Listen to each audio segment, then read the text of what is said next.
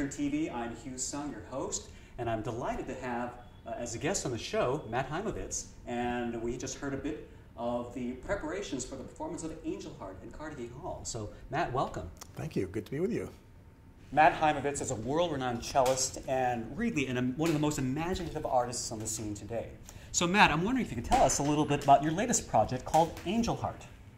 Well, Angel Heart originated as a lullaby project.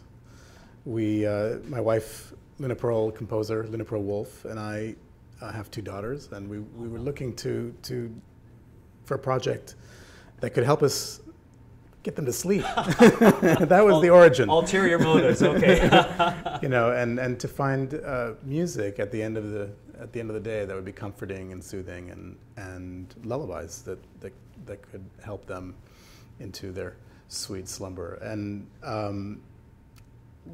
Luna actually had an idea for this, and then met up with Lisa Delan, a soprano, who was having similar thoughts about a lullaby album, and she had called me up actually and said, "Hey, let's do a lullaby album for soprano and cello."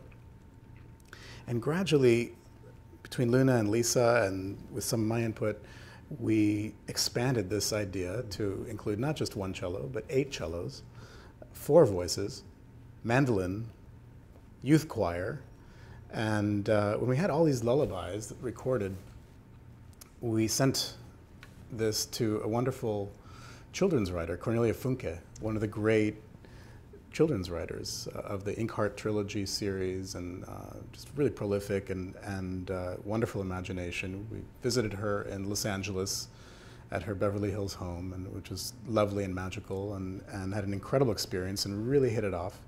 And she basically said, this is an impossible task. You're asking me to take these lullabies and create one large, coherent story out of it, and I don't think I could do it. And she said, but let me think about it. And apparently she went into her writing studio and for 3 days thought about it and listened to the music and came up with what is now Angel Heart. And it's really in the tradition of Prokofiev, Peter and the Wolf, and some of the great fairy tales. But unique because the music came first rather than the story. That's right. The lullabies came first, but then once we had the story from Cornelia and she integrated the whole thing, then Luna composed a piece for that story, a specific piece, which is now the Angel Heart piece. And that finally, we're thinking, who should narrate this story? And finally, we came up with the great Jeremy Irons, who just does a magnificent job and sort of iconic reading of this beautiful story, and the music is 5 cellos accompanying this narrator who tells the story of Luna, not my wife, but actually the character in the story. We had nothing to do with that. Cornelia came up with the name herself, so Luna is. We find her heartbroken with a heart in 1,000 pieces at the beginning of the story, and she meets an angel, Ramiel, who takes her on a journey, and she meets the north and the west and the east and the south, and finally finds her innocence again, and she's whole. Her heart is whole, and it's a beautiful story, beautiful fairy tale, allegorical, and with a lot left to the imagination. And Luna Pearl, my wife, has done a remarkable job, I think, of evoking just the psychology and the varying textures of what the cellos can do, and various characters that come up. It's really a fun piece to play as a cellist. So tell me a little bit about your ensemble, Uccello. Uccello I formed about 9-10 years ago now. It's comprised of my students from the Schulich School of Music at McGill University in Montreal. And over the years, I've taken my top students on the road, and we started with a Led Zeppelin arrangement that I made for 4 cellos, and then I made an 8-cello arrangement of a Jimi Hendrix tune, Machine Gun. There's not a whole lot of repertoire for multi-cellos, so you have to come up with your own. But it gives you an opportunity to really create a whole new. That's right. We had a lot of fun, and then 2-3 years ago, I've always wanted to play jazz. And I have a good friend, David Sanford, a composer who writes extraordinary big band music. And I talked to him. I said, "Do you think you could get the cello ensemble to sound like a big band?" And so we decided that we would do a whole project with the ensemble, with Uccello.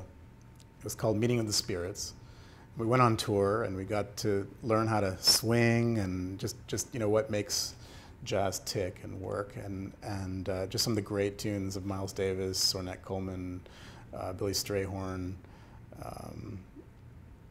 just George Gershwin. I mean, it was just an amazing array of great moments in jazz. And we really, John McLaughlin, and let me not forget John McLaughlin, the great John McLaughlin,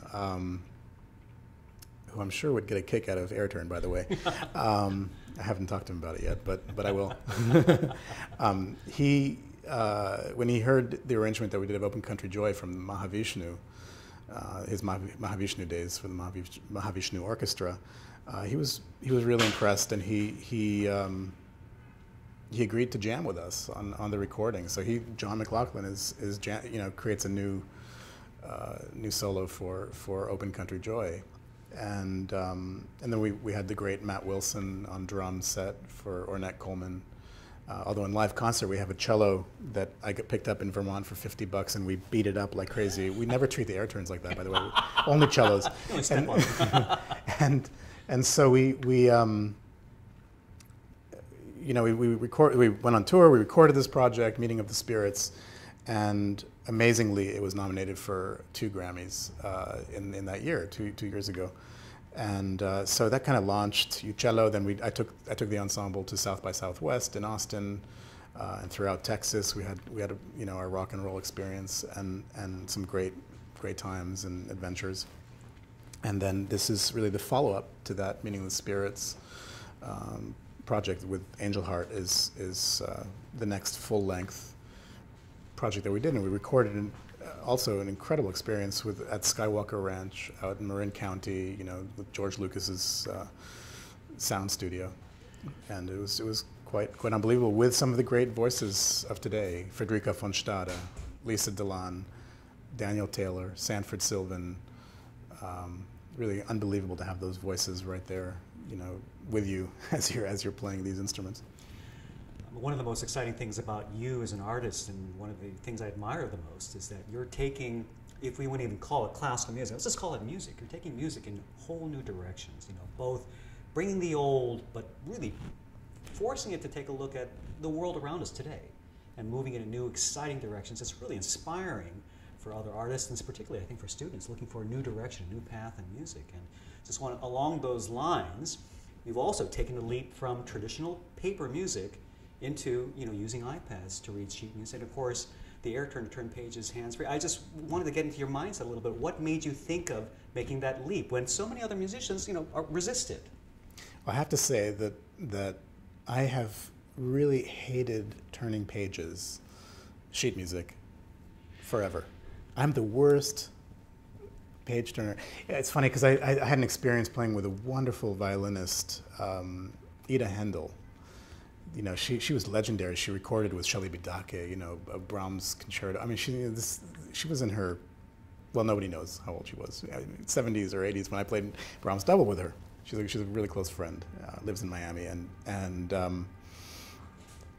we did the Brahms double in Montreal, and she does everything from memory. Whatever recital program it is, it's memorized. But in the Brahms double she hadn't done in years, and she called me the night before, and she said, "You might want to come over here. We should rehearse, because I haven't done this piece since I did it with Tortelier, in 1960 something or whatever it is. She played it 2 or 3 times in her life, and that's the one piece she never memorized. So she had this old international edition that was falling apart. I mean, she was a Carl Flesch student, so she inherited all his fingerings and bowings and everything. So everything is just like crumbling. You touch it and it just crumbles into pieces and dust. So we were rehearsing, and the opening cadenza, she has a page turn in the middle of cadenza, and she's getting up there, and she's really slowly turning the page. And I'm thinking, oh my God, how are we going to get through this cadenza and bring in the orchestra? Anyway, we finally made it. But that it reminded me. I mean, I feel the same way actually. I mean, you know, I've ruined how many recording sessions with page, you know, with page turns, and so I've been waiting for it. But the irony is that well, I play a lot with Christopher O'Reilly, a wonderful pianist, and when we started our collaboration, he was using a laptop. Yeah. And I was using the quintessential contemporary music set up with 2 stands, you know, covered by boards, and you know, the musician is this small on stage, and like everything else is just covering him or her.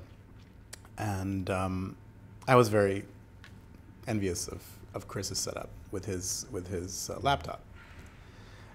And so when finally Apple came out with the Retina display for the iPad 3, I guess.